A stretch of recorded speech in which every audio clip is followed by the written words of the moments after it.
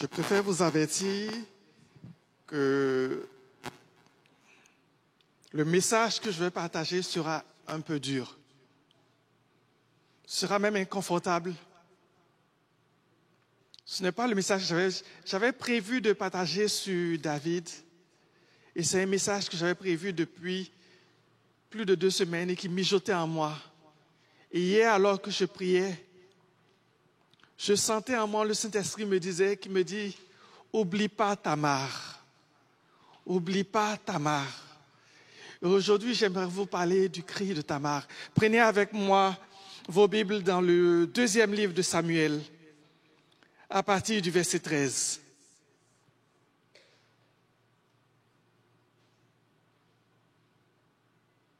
Mais juste avant de lire, j'aimerais vous mettre en contexte par rapport à l'histoire en question. L'histoire se passe dans la famille de David. David est le roi qui a été choisi par Dieu. Celui-là même que Dieu a appelé l'homme selon mon cœur. David est un homme qui aime Dieu, qui dit « Je fais de ta parole mes délices afin de ne pas pécher comme toi ». David est celui qui a écrit plusieurs psaumes. David, c'est celui qui a vaincu Goliath. C'est celui qui a été inspiré pour bâtir la maison de Dieu. Mais dont Dieu a dit non, ton fils bâtira cette maison. David est un roi qui était rempli du Saint-Esprit. Mais dans la maison de David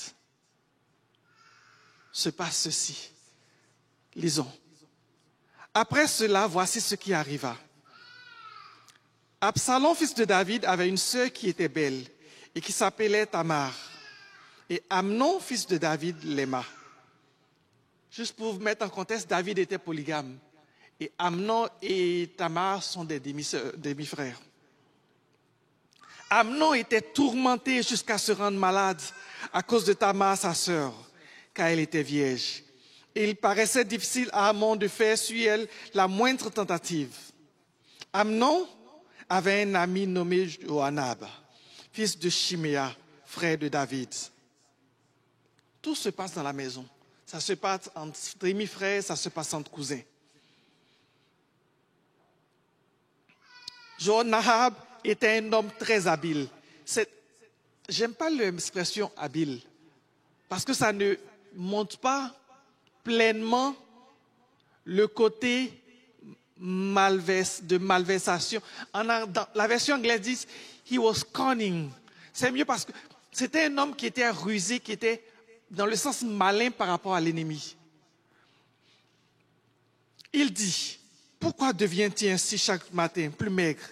Toi, fils de roi, ne veux-tu pas me le dire ?»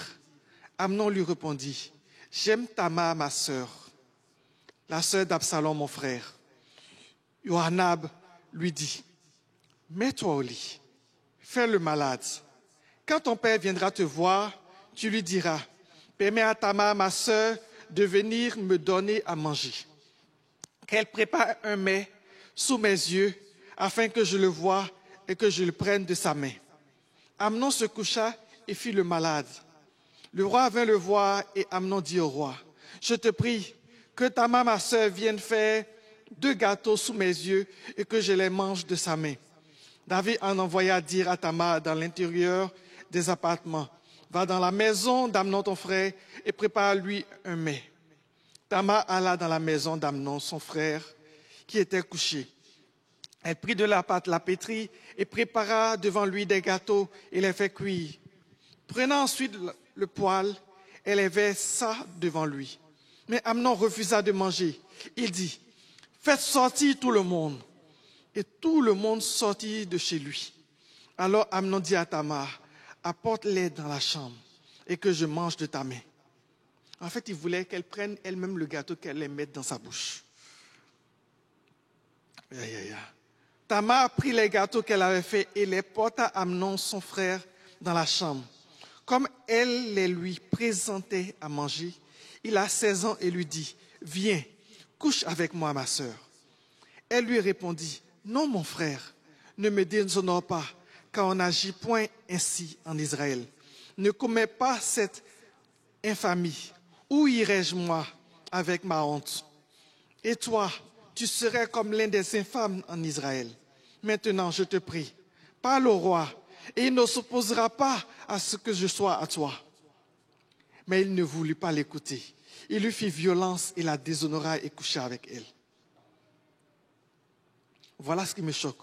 Puis Amnon eut pour elle une forte aversion, plus forte que n'avait été son amour. Il lui dit, lève-toi, va-t'en. Elle lui répondit, n'augmente pas en me chassant le mal que tu m'as déjà fait.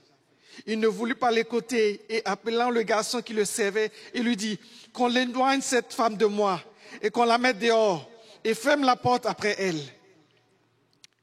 Elle avait une tunique de plusieurs couleurs, car c'était le vêtement que portaient les filles du roi aussi longtemps qu'elles étaient vierges. Le serviteur d'Amnon la mit dehors et ferma la porte après elle. Tamar répandit de la cendre sur sa tête et déchira sa tunique bigarrée. Et elle mit sur sa tête et s'en alla en poussant des cris. Absalom, son frère, lui dit, Amnon, ton frère, a-t-il été avec toi? Maintenant, ma sœur, tais-toi, c'est ton frère. Ne prends pas cet affaire trop à cœur. Et Amar demeura désolé dans la maison d'Absalom, son frère. Le roi David apprit ces choses et il fut très irrité. Absalom ne parla ni en bien ni en mal avec Amnon, mais il le prit en haine parce qu'il avait déshonoré sa sœur.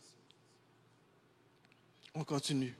2 ans après, comme Absalom avait les tondeurs à Baal-Itzor, les tondeurs, ce qui se passait, Absalom avait un bétail et chaque année, il y avait une période où tout le monde venait et on tondait les agneaux.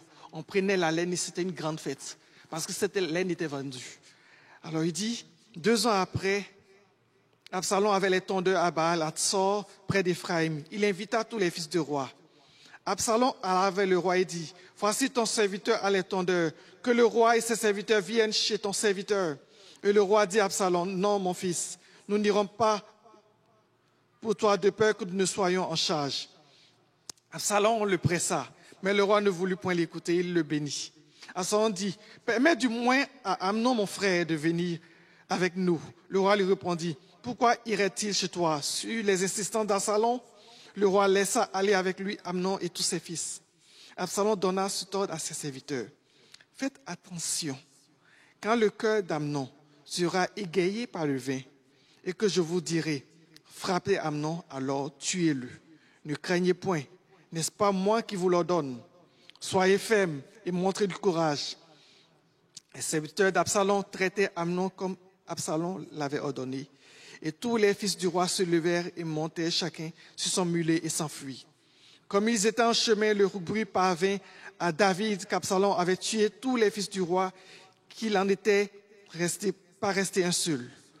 Le roi se leva, déchira ses vêtements et se coucha par terre. Et tous ses serviteurs, là, les vêtements déchirés. Yohanab, fils de Shiméa, frère de David, prit la parole et dit, que mon serviteur ne pense point que tous les fils du roi ont été tués, car Amnon seul est mort. C'est en effet d'une résolution d'Absalom que le jour Amnon a déshonoré Tamar, sa sœur. Que le roi Absalom ne se tourmente donc point dans l'idée que tous les fils du roi sont morts, car Amnon seul est mort. Absalom prit la fuite, alors le jeune homme placé en sentinelle leva les yeux et regarda. Et voici une grande troupe venait vers le chemin qui était derrière lui du côté de la montagne. Yohanab dit au roi, voici les fils du roi qui arrivent. Ainsi se confirme ce que disait ton serviteur. Comme il achevait de parler, voici les fils du roi arrivaient. Ils élevèrent la voix et pleurèrent, le roi aussi et tous ses fils d'abondantes larmes. Absalom s'était enfui, il alla chez Talmaï, fils d'Amnon, roi de Gézour, et David pleurait tous les jours son fils. Absalom resta 3 mois à Géchour, et il était allé après avoir pris la fuite. Le roi cessa de poursuivre Absalom, car il était consolé de la mort d'Amnon. 3 ans après, le roi a accepté de poursuivre Absalom, car il était consolé de la mort d'Amnon. Cette histoire est triste. Cette histoire est horrible. Et quand tu lis cette histoire, tu te dis, qu'est-ce qu'une histoire aussi horrible peut faire dans la Bible? Il y a une chose qui me impressionne avec Dieu, c'est la volonté de Dieu de rendre justice et de ne pas embellir l'histoire de ses serviteurs. Je vous ai dit à quel point David était aimé de Dieu, que Dieu appelle David l'homme selon mon cœur. Mais Dieu ne cache pas le crime horrible qui se passe dans la maison d'un chrétien. Et si vous pensez que cette histoire touche juste David, je vous dis tout de suite, réveillez-vous. Réveillez-vous. Même dans la famille, même dans les familles chrétiennes, dans les familles non chrétiennes et des familles même chrétiennes, ici au Canada, en Haïti, en Afrique, la francophonie, il y a des abus. Et ces abus sont souvent passés sous silence. Vous savez, une des choses qui me révolte quand je lis cette histoire, c'est de voir la réaction de David, la réaction d'Absalom, la réaction de David par rapport au drame de Tamar. Tamar est violée par son demi-frère.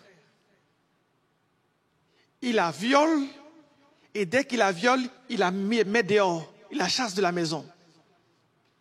Et vous savez qu'à l'époque, le mariage était scellé par le sang qui était présenté. Et une fille qui était violée, sa vie est finie. C'est fini. Elle est déshonorée à jamais. L'une des choses que Tamar a fait qui m'attriste, c'est lorsqu'elle sort de la maison d'Amnon, qu'elle est violée. Elle prend elle-même la cendre et elle met sur elle. Et beaucoup de femmes, même beaucoup de garçons, qui ont vécu des abus, portent en eux le syndrome de l'abuseur. Et ce qu'ils font, c'est qu'ils portent en eux la honte. Ils portent en eux le malaise. Pendant longtemps, ils souffrent en secret. Ils ne peuvent pas se voir dans le miroir. Ils souffrent. Ils souffrent, ils souffrent. Et vous me dites, Abraham, pourquoi est-ce que ce dimanche tu viens parler de cela? Parce que si je ne parle pas de cela, personne n'en parle. Personne ne parle des gens qui sont abusés dans nos maisons, qui souffrent.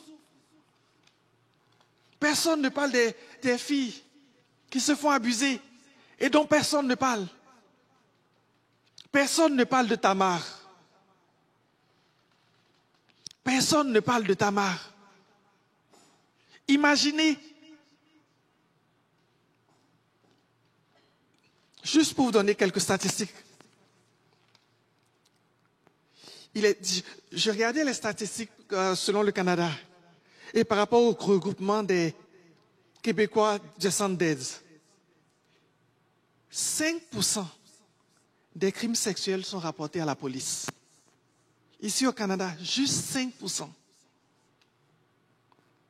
2/3 des victimes ont moins de 18 ans. 87% des crimes sexuels sont commis dans un domicile. 96,8% des agresseurs vivent dans la maison de l'agressé et partagent la même maison que l'agressé.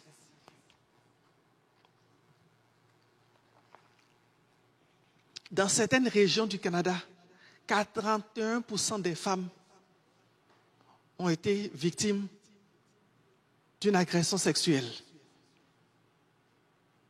Je ne nomme pas les régions. Et si vous pensez que c'est quelque chose qui est loin, qui ne nous atteint pas, ce n'est pas vrai parce que la Bible en parle. Si la Bible en parle, c'est parce que c'est quelque chose que certaines personnes vivent dans le secret. Et j'en parle parce que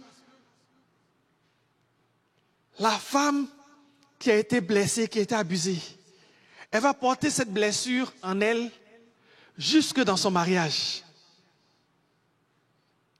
Et c'est le pauvre mari qui va se retrouver à dealer avec ça parce qu'il ne comprend pas pourquoi est-ce que la femme réagit de cette façon ou d'une autre façon.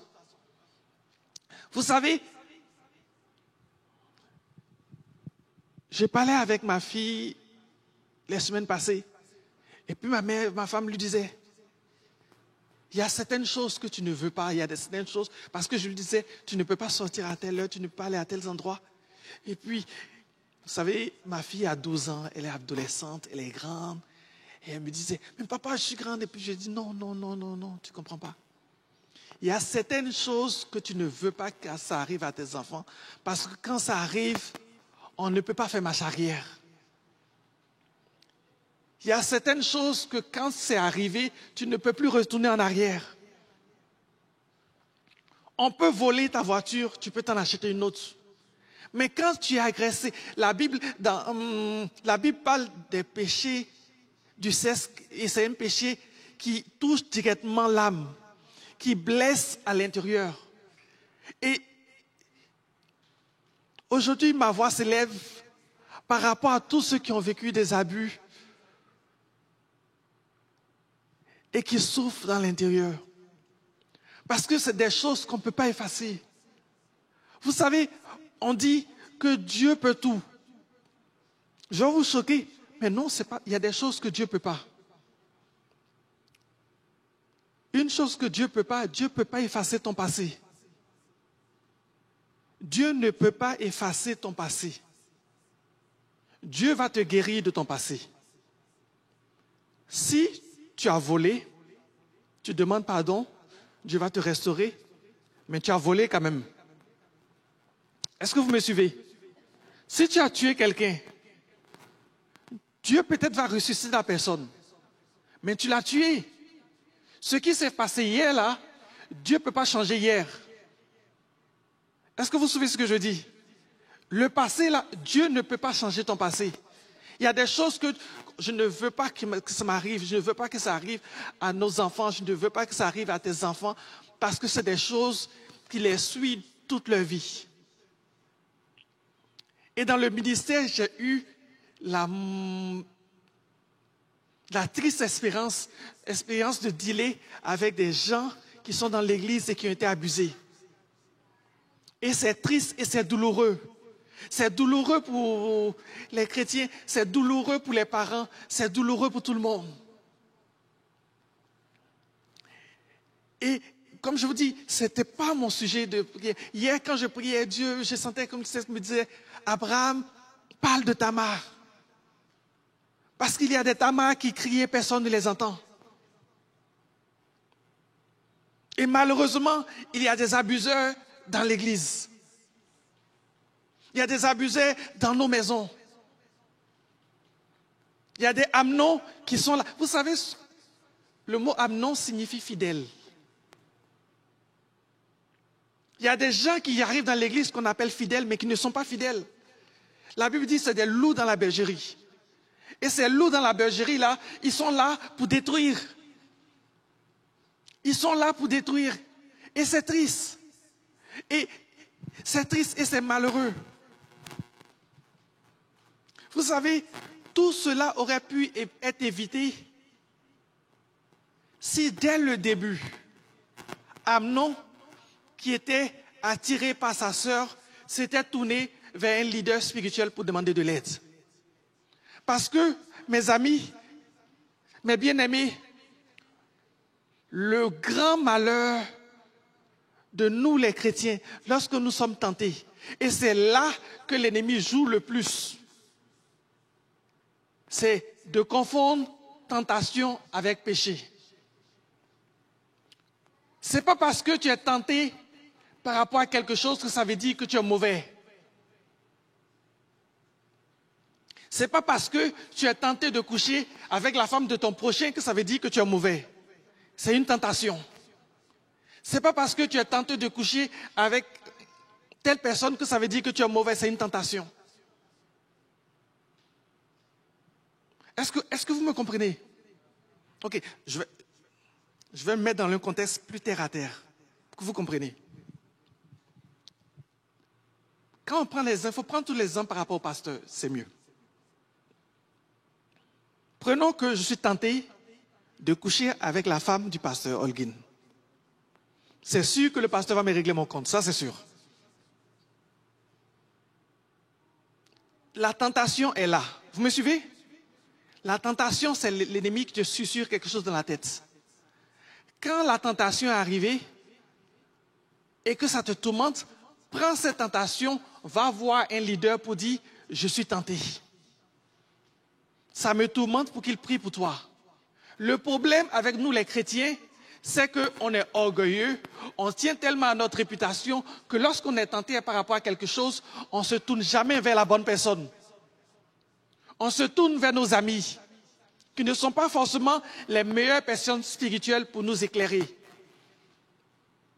Si Amnon s'était tourné vers un leader spirituel, on lui aurait montré ce qu'il fallait faire. Vous savez, j'ai eu une histoire qui m'a attristé, c'est un leader qui a été arrêté pour une affaire de pédophilie. Et une femme l'a approché, lui a dit, mais comment est-ce que tu as laissé une telle chose grandir dans ton cœur sans jamais l'adresser? Il a dit, avec la position que j'avais, à qui allais-je en parler? Et souvent, on regarde nos positions. Et souvent, notre position spirituelle, notre position dans l'Église, est un piège pour nous-mêmes. Tu dis, mais moi, je suis leader, les gens me voient. Comment est-ce que je peux leur dire que je suis tenté par rapport à tel péché? Comment est-ce que je peux leur dire que moi, je suis un homme, mais je suis tenté par rapport à un autre homme? Qu'est-ce qu'ils vont penser de moi? Et c'est souvent ça qui nous tue. Qu'est-ce qu'ils vont penser de moi? Qu'est-ce qu'ils vont penser de moi parce que tu es tenté? Attends que tu pêches. Tu vas voir qu'est-ce que tout le monde va penser de toi. Et c'est là que l'ennemi gagne. Parce que l'ennemi nous fait croire que la tentation et le péché sont pareils. Ça, c'est le premier piège de l'ennemi. Le deuxième piège, c'est qu'on le garde à l'intérieur. Et la même tentation, et l'histoire est triste par rapport à Amnon. La Bible dit qu'il était tellement tenté que ça l'a rendu malade. Quand la même tentation revient à toi, une fois, deux fois, troisième, ce n'est plus une tentation, tu es assiégé par l'ennemi.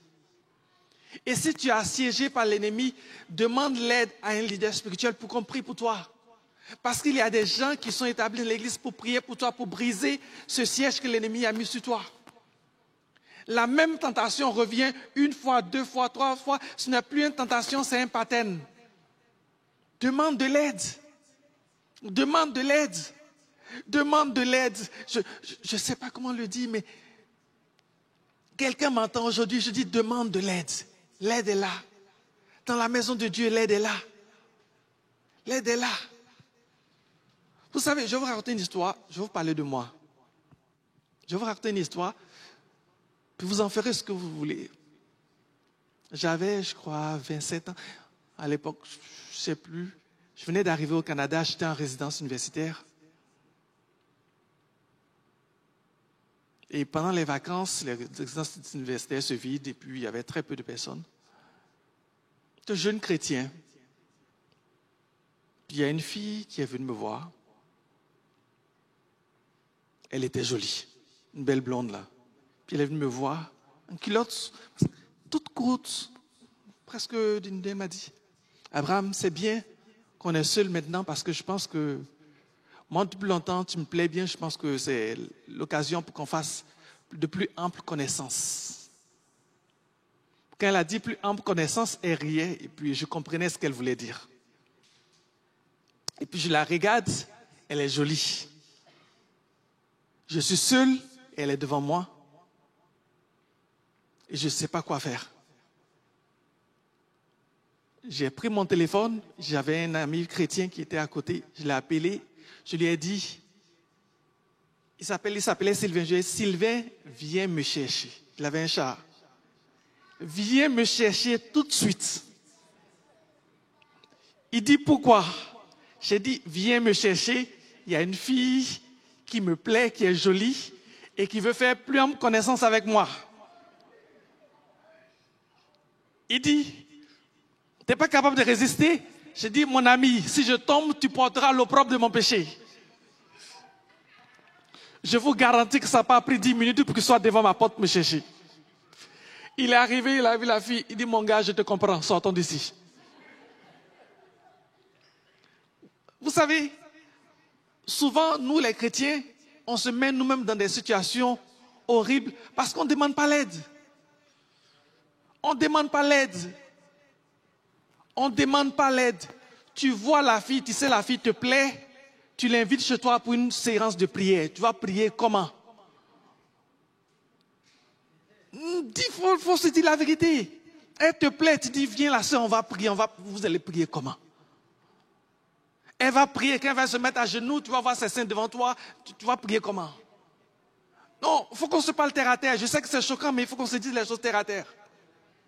Il faut qu'on se dise terre à terre. Souvent, on creuse le trou dans lequel on tombe nous-mêmes.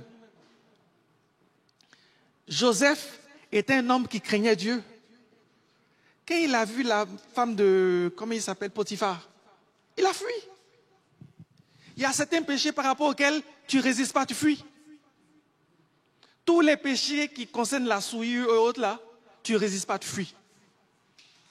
Les péchés par rapport au mensonge, tu résistes, tu confrontes. Tous les péchés qui touchent la souillure, tu ne résistes pas, tu fuis. Ça ne fait pas de toi un homme faible ou une femme faible. Ça te fait de toi un chrétien pur.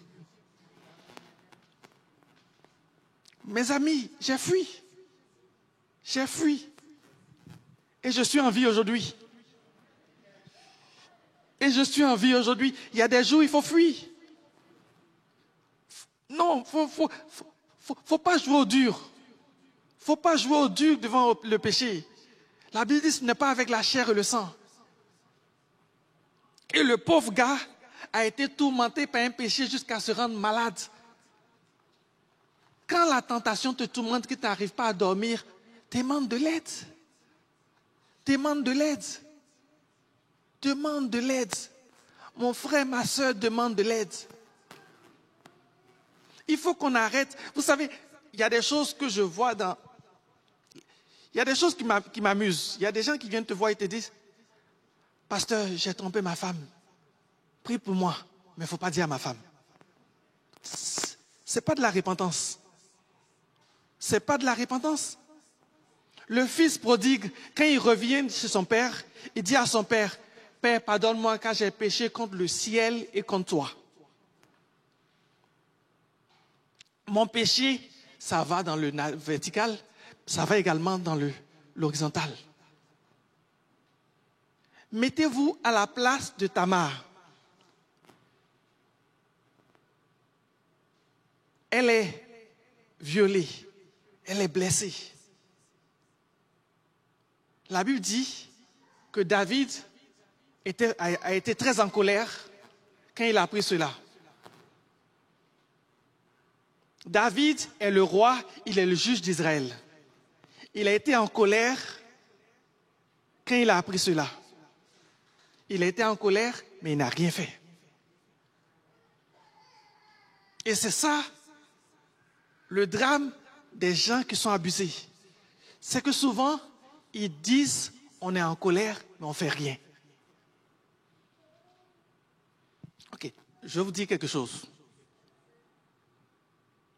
Si tu as violé quelqu'un, ça c'est moi.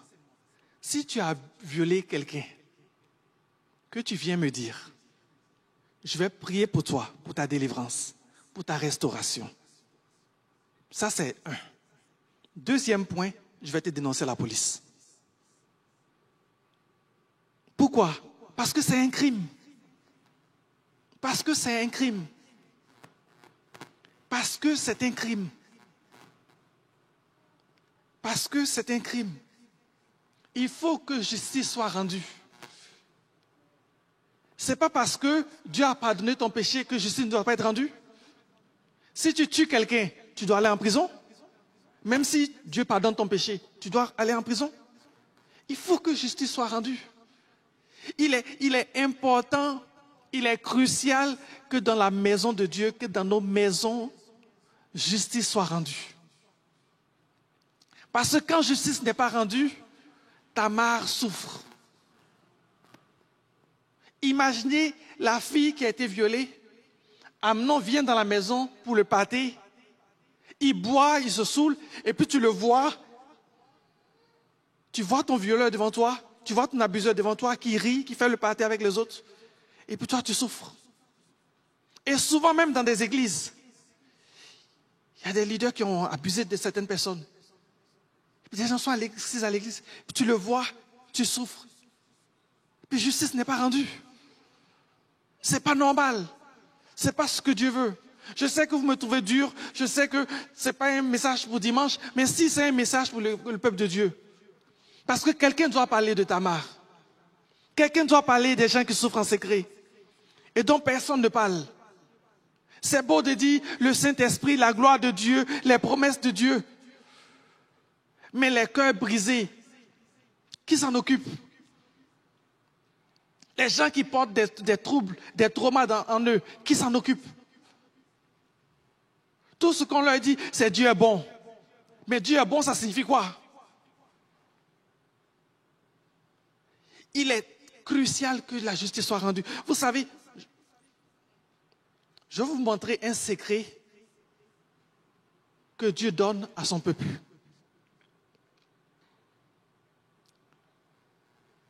Psaume 89 et Psaume 97, verset 2. Il est dit, je paraphrase, c'est repris dans les deux psaumes, le 97, 2 et 89, verset 15. Il est dit, la justice et le droit sont les bases de ton trône. Et dans le psaume 45, verset 7, il est dit, ton trône, ô Dieu, est éternel à toujours, car le sceptre de ton règne est un sceptre d'équité. C'est un psaume qui est repris dans Hébreu, lorsqu'il est parlé du règne éternel de Dieu. Et Dieu nous donne un secret par rapport à son règne éternel. Il dit, la justice et le droit sont les fondements de son trône. C'est ce qui soutient son trône. Et le sceptre, c'est ce qui montre le commandement, la force. Il dit, ton sceptre est un sceptre d'équité. C'est pour cela que ton trône demeure à jamais. Vous savez, dans nos pays sous-développés, l'une des raisons pour lesquelles nos gouvernements tombent et se remplacent continuellement, où il y a une instabilité, c'est parce qu'il n'y a pas de justice, il n'y a pas de droit. Quand il n'y a pas de droit, le royaume ne peut pas durer. S'il n'y a pas de droit dans ma maison, mon règne ne va pas durer. Dieu lui-même dit que la justice et le droit sont les bases de son trône. Et c'est pour cela que son trône est éternel. Son trône est basé sur le droit. Si Dieu a basé son trône sur le droit et la justice pour que son trône soit éternel, tu penses que tu vas t'en sortir avec de l'injustice? C'est pour cela que dans nos pays africains, haïtiens, les pays sous-développés, il y a souvent des coups d'État et des coups d'État et des coups d'État et des renversements. Pourquoi? Parce qu'il n'y a pas d'équité. Il n'y a pas de justice. On a des leaders qui sont brillants, mais qui ne sont pas justes. Il y a trop de malversations. Un leader s'élève, on l'applaudit, on pense qu'il va changer les choses. Et au bout de 1 an, 2 ans, on se rend compte que lui aussi, il est rentré dans les compromis, dans les escroqueries, dans toutes sortes de choses. Et ça fait que nos pays ne sont jamais stables, nos pays ne peuvent pas progresser. Et ce qui est vrai de façon dans le macro est vrai dans le micro également. Quand dans une église, quand dans une famille, il n'y a pas de justice, il n'y a pas de droit, ça s'effondre. Ça s'effondre. Il y a des gens qui ont arrêté de venir dans l'église, on ne sait plus pourquoi. Ils ont arrêté de venir à l'église, on ne sait pas pourquoi. Et ils ne peuvent pas dire pourquoi. Et souvent, c'est parce qu'ils ont été abusés. Pas des frères, pas des sœurs, pas des leaders, pas des amis. Et ils ne sont plus capables de voir ces personnes en face. Et aujourd'hui, ma voix s'élève pour eux.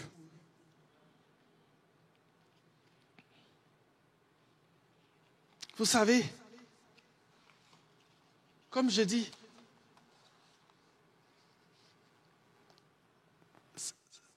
ce que je dis engage que moi, ce que je dis. Si tu as commis une infamie, comme un viol ou un abus, Dieu t'aime. Je ne suis pas en train de dire que Dieu ne t'aime pas. Dieu pardonne tous les péchés, Dieu veut te restaurer. Mais Dieu veut guérir aussi l'abusé. Dieu veut guérir aussi l'abusé. Et je sais même, je suis sûr, dans mon cœur, je sens que ça me dit qu'au moment où je parle, il y a des femmes ici qui ont été abusées. Et qui portent leur douleur, cette douleur en elles dans le secret. Et si c'est ton cas, je veux te dire que Dieu est bon, que Dieu est puissant pour te guérir. Il veut te guérir. Il veut te guérir. Lorsque Absalom apprend que sa sœur a été violée par son demi-frère, il lui dit, c'est ton frère, tais-toi. Ne prends pas cette chose à cœur, c'est ton frère, tais-toi. Et souvent, c'est cette phrase qu'on dit aux abusés. C'est ton frère, tais-toi. C'est ton leader, tais-toi. C'est ton cousin, tais-toi. Tais-toi. Et beaucoup de Tamar se taisent. Elles souffrent en silence, mais elles se taisent. Parce qu'on leur a dit, tais-toi. Tais-toi. Pourquoi? Parce que si tu parles, ça va apporter le déshonneur sur la famille. Si tu parles, ça va apporter la honte sur la communauté. Porte ta honte tout seul. Porte ton désarroi tout seul. Porte ton désespoir tout seul. Porte ta dépression tout seul. Mais tais-toi. Parce qu'il faut préserver la communauté. Il faut préserver le ministère. Si tu le dis, ça va détruire l'Église. Donc tais-toi. Et elles se taisent. Et elles souffrent en silence. Dieu n'est pas venu sur terre pour sauver des ministères. Dieu n'est pas venu sur terre pour sauver des communautés. Dieu est venu sauver des individus. Dieu est venu sauver des individus. Et vous savez, souvent, on a fait une mauvaise interprétation de 1 Corinthiens 6, verset 1. Dans 1 Corinthiens 6, verset 1, Paul parle du scandale lorsqu'il y a un litige entre deux chrétiens. Et il dit, lorsque j'apprends, il parle aux Corinthiens, aux Corinthiens, il a dit, j'apprends que parmi vous, il y a des scandales, il y a des litiges. Et ces litiges vont... Peut-être qu'il faut qu'on le lise. Prenez avec moi, j'aime ça, prenons avec moi ce passage. 1 Corinthiens 6, verset 1. Quelqu'un de vous, lorsqu'il est indifférent avec un autre, ose-t-il plaider devant les injustes et non devant les saints? C'est Paul qui le dit. Ne savez-vous pas que les saints jugeront le monde? Et si c'est par vous que le monde est jugé, êtes-vous indigne de vous rendre justice? Et on a pris souvent ce passage pour dire, lorsqu'il y a des abus, Paul parle de quoi? Lorsqu'il y a des différends entre des chrétiens. Je vais vous donner un exemple d'indifférent. Moi et Fabrice, on ouvre une compagnie. On monte une compagnie. La compagnie rapporte de l'argent. Puis Fabrice est le directeur de la compagnie. Le dividende qu'il me donne, je trouve que ce n'est pas suffisant. Je trouve qu'il ne me donne pas assez par rapport aux bénéfices. On se discute, on n'arrive pas à s'entendre. J'emmène Fabrice devant la cour. Ça, c'est indifférent. Si j'ai abusé la fille de Fabrice, ce n'est pas indifférent, c'est un crime. Il y a une différence entre des litiges qu'on n'arrive pas à régler et un crime commis.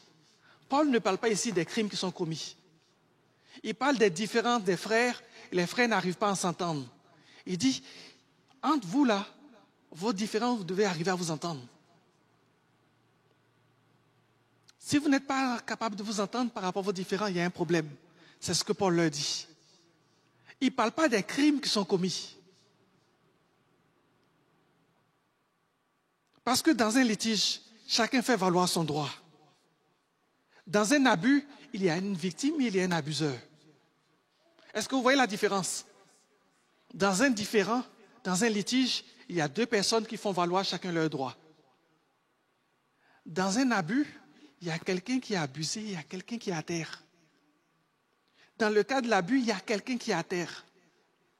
La personne abusée ne peut pas faire valoir son droit, elle est à terre. Et les raisons du silence, souvent c'est pour éviter des scandales. On veut préserver la réputation.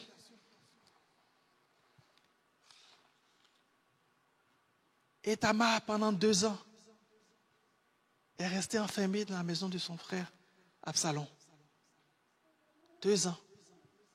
2 ans pendant lesquels David est en colère, mais il ne fait rien. Justice n'a pas été rendue. Et ce crime-là a conduit à un autre crime. À un moment donné, Absalom n'était plus capable. Il a fait tuer Amnon. Pourquoi?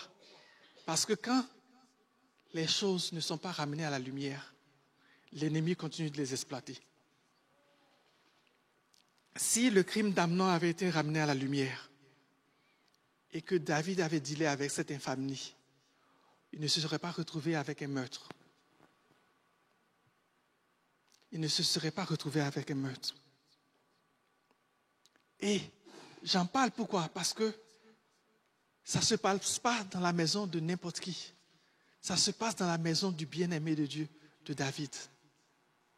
Si ça arrive dans la maison de David, quelqu'un que Dieu appelle le bien-aimé, celui qui a écrit autant de psaumes, c'est que ça se passe aussi dans certaines maisons de chrétiens. Ça se passe, personne n'est à l'abri. Personne n'est à l'abri.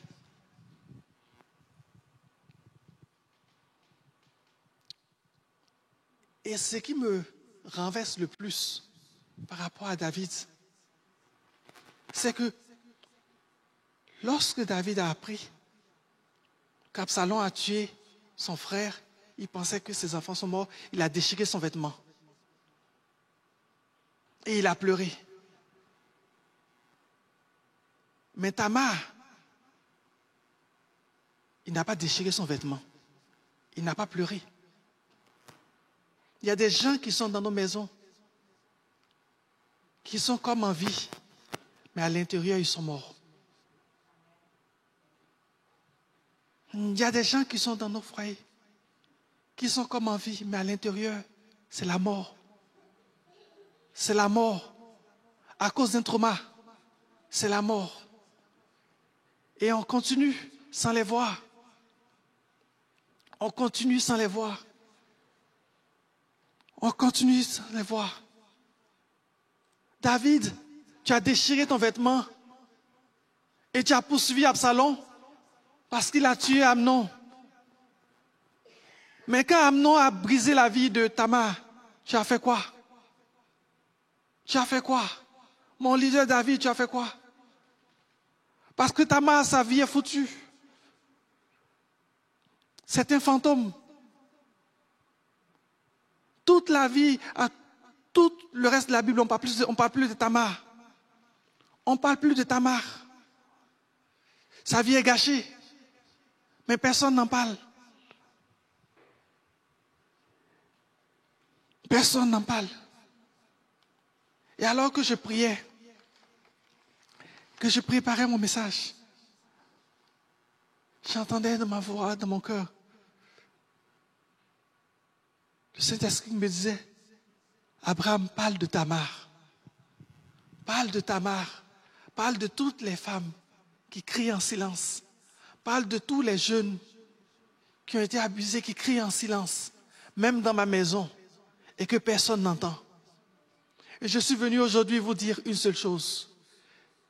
C'est que si tes parents ne t'entendent pas, si tes amis ne t'entendent pas, si tes leaders ne t'entendent pas, Dieu t'entend. C'est mon message. Dieu t'entend. Dieu te voit. Et Dieu veut te guérir. Dieu veut te guérir. Dieu veut te restaurer. Dieu ne veut pas que ta vie soit marquée par le péché d'une autre. Dieu ne veut pas que le péché d'un autre définisse ta vie. Dieu ne veut pas que la blessure que tu as eue soit la boussole de ta vie. Dieu t'entend. Dieu t'entend et il vient à toi aujourd'hui. Et il veut te consoler. Il veut te guérir. Il veut te restaurer. Il veut te guérir. Il veut te restaurer. Dieu t'entend. Je vais demander au groupe de louanges de venir ici. Je veux qu'on ferme les yeux, qu'on prie ensemble.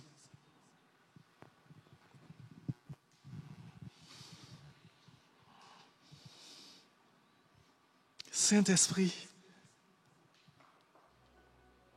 Saint-Esprit, Saint-Esprit, Seigneur, par ma bouche, par mes lèvres fragiles et imparfaites, j'ai transmis ton message. Je prie maintenant que tu touches chaque cœur ici, que tu fasses remonter, Saint-Esprit, les souvenirs enfouis, les souvenirs qui étaient enfouis, que tu fasses remonter, Seigneur, les traumas et que tu guérisses dans le nom de Jésus-Christ. Tu es le Dieu qui guérit. Tu dis, je suis l'Éternel qui guérit. Seigneur, viens guérir. Viens guérir, viens guérir. Viens guérir. Viens guérir, Seigneur, tous les Tamars.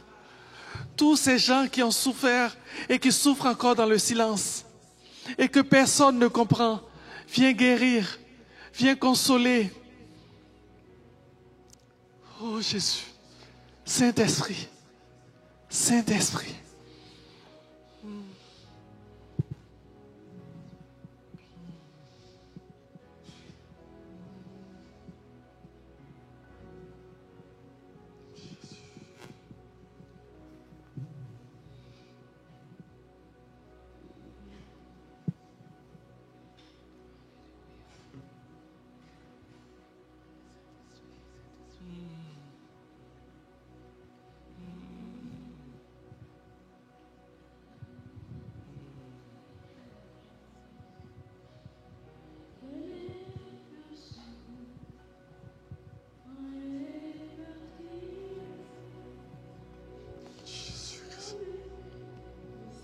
Jésus, Jésus, Jésus.